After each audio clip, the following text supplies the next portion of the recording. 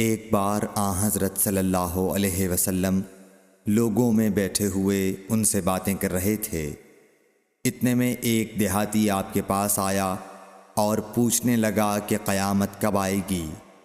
آپ صلی اللہ علیہ وسلم اپنی گفتگو میں مصروف رہے۔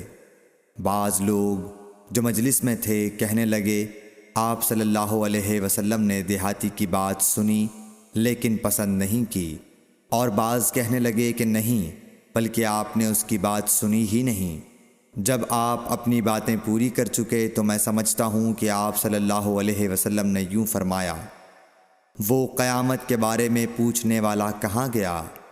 اس دیہاتی نے کہا، حضور میں موجود ہوں۔ آپ نے فرمایا کہ جب امانت ایمانداری دنیا سے اٹھ جائے تو قیامت قائم ہونے کا انتظار کر۔ اس نے کہا، ایمانداری اٹھنے کا کیا مطلب ہے؟ آپ صلی اللہ علیہ وسلم نے فرمایا کہ جب حکومت کے کاروبار نالائق لوگوں کو سونپ دیے جائیں تو قیامت کا انتظار کر۔ صحیح بخاری حدیث نمبر 59۔